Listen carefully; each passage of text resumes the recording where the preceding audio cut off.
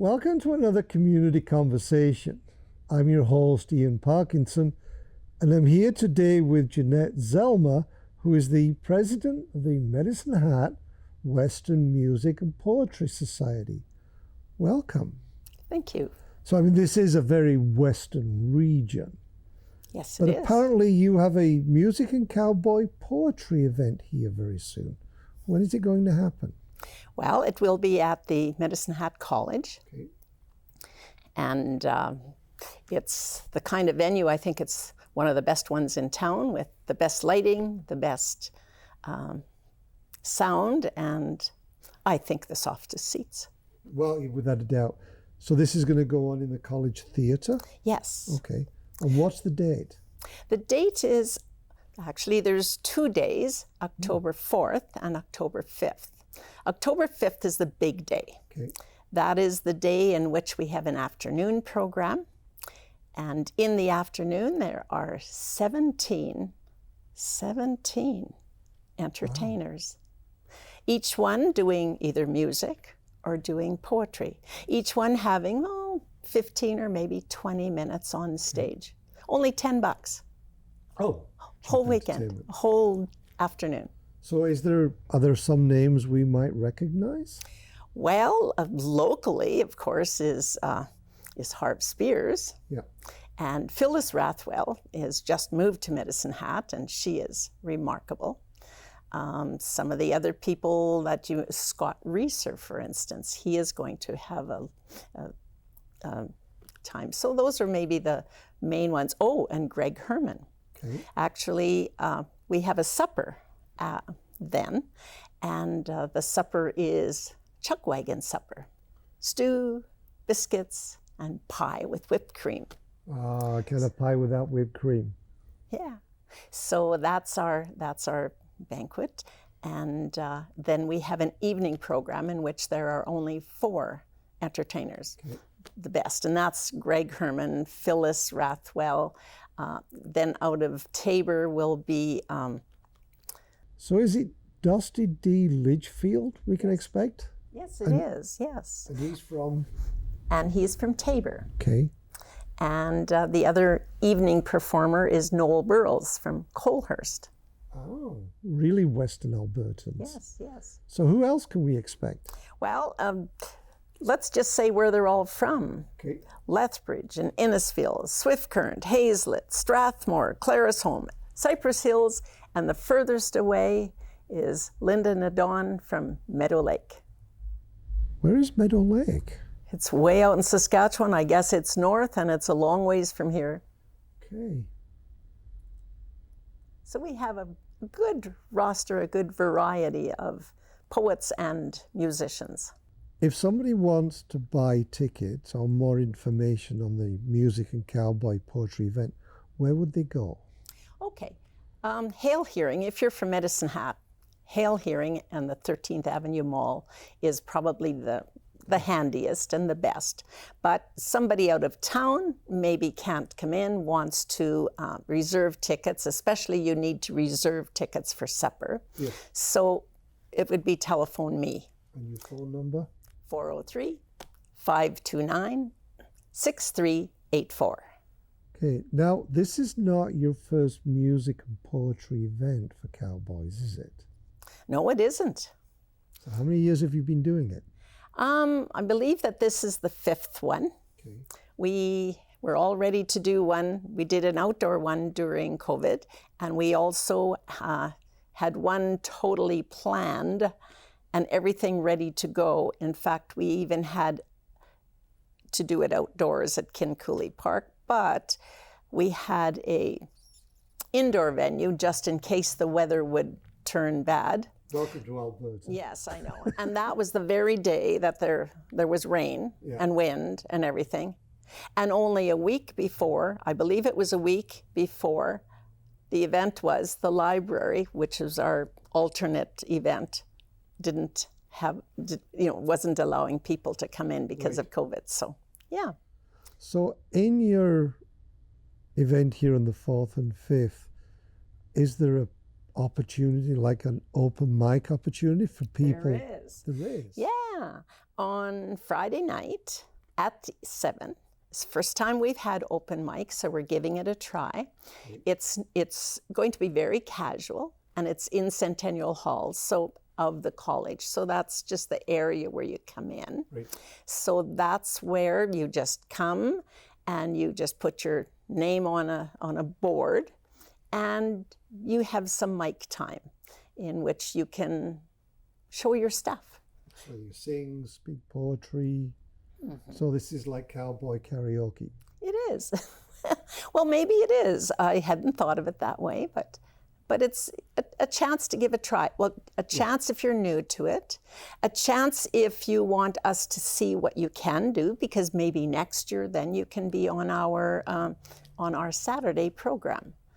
Okay, so is there then, between this year's event and next year's event, if you have a budding cowboy poet or musician, but they're looking for, shall we say, advice or mentoring, call you? Yes. Call the organization? That would be a good idea. Okay.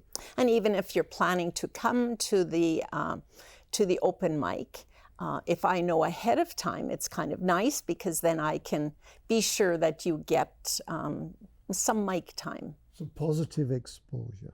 Yes. Now, you're actually new to cowboy poetry. Well, relatively new. So you came to it from a musical background. I did. Yeah, Maple Creek used to have a cowboy gathering, as they called it, a mustering, and there were others. Pincher Creek had one and used to perform at it all the time.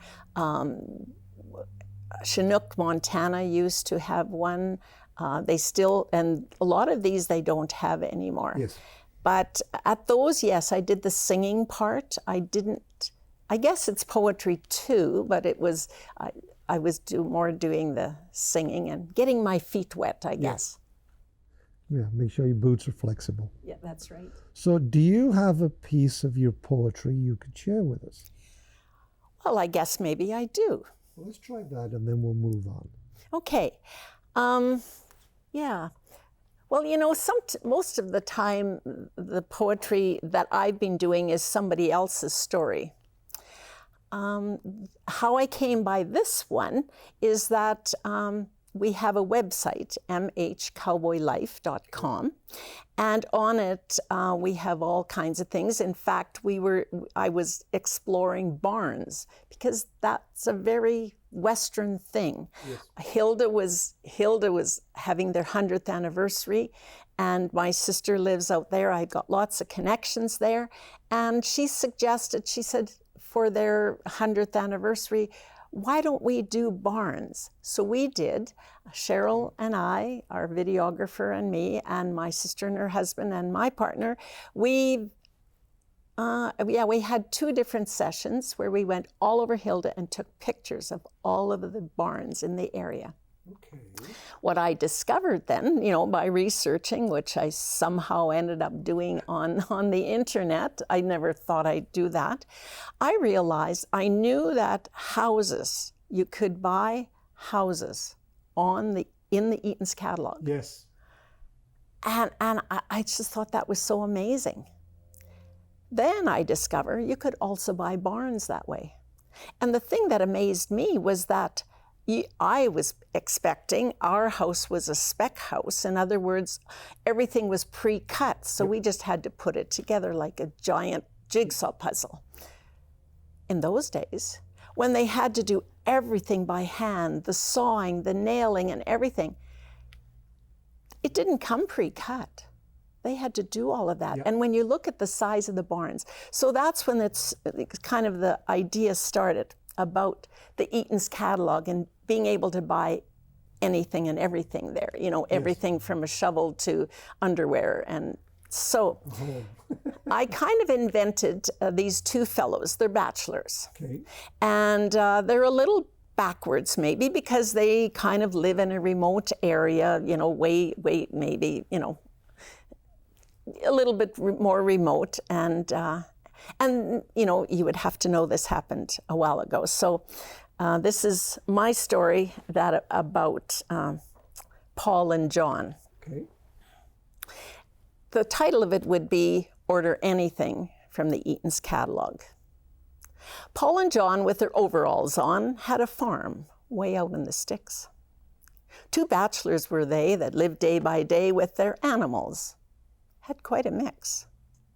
They each had a horse, and cattle, of course, had chickens, and each had a dog. Life was good, except the house was not kept. Then along came the Eaton's Catalog. A book such as this was certainly bliss. They needed some new underwear. The knees let in cold, the snaps didn't hold, and the flap out back wasn't there. Paul and John, with their overalls on, had holes in line with their knees. When the wind blew through, they certainly knew when the temp was in -degrees. The worst of their chores was sweeping the floors. And cooking, the both of them hated. After they'd eat, because they weren't neat, the mess. It was unregulated. How could it be whatever you need an order you'd just have to send? There was so much to choose, all the things you could use. Each would order a girl as a friend. Now, Bachelor John had his eyes set on a brunette, the one with blue jeans. Paul liked the blonde. With her he could bond. She looks like she mends and she cleans. Now, John wrote out the order, and Paul, 'cause he's shorter, wrote his mare to mail it in town. A week after that, he put on his best hat, took the wagon to bring the girls home. The parcel was small. It's a mistake, that's all, thought Paul, as back home he went. But John was convinced their clothes just came first, and their darling girls soon would be sent. They waited, and oh, how they hated the sweeping and cleaning and cooking. But never, it seems, forgot the dreams of the catalog girls, so good-looking. Well done. Very well done. It is very reminiscent of the times. I imagine most young people today with the internet have no idea what an Eaton's catalog is, let alone look like it. But I mean, yeah, you ordered your supplies months in advance. Mm-hmm. Well, I wish you well with your event. I'm sure you're going to have quite the turnout. Is there anything you'd like to add? Well, yes, I would, as a matter of fact.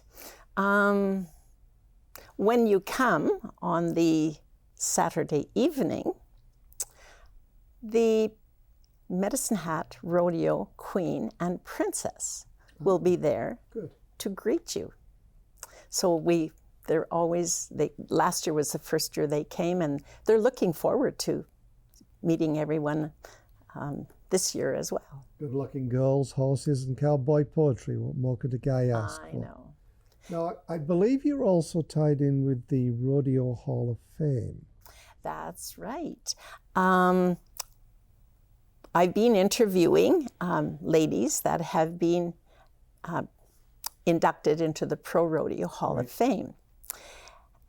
2 of those are coming, as far as I know. One is confirmed coming, Dee Butterfield, and Maxine Gerlitz from Oyen it's almost sure that she's coming, and they will be special guests at our banquet and during the course of the day.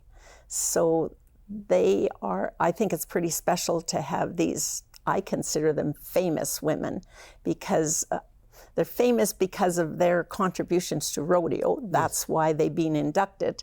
And for us to have the privilege not only of interviewing them and writing poetry about them and writing about their lives and their contributions, to have them attend our event, we're totally excited.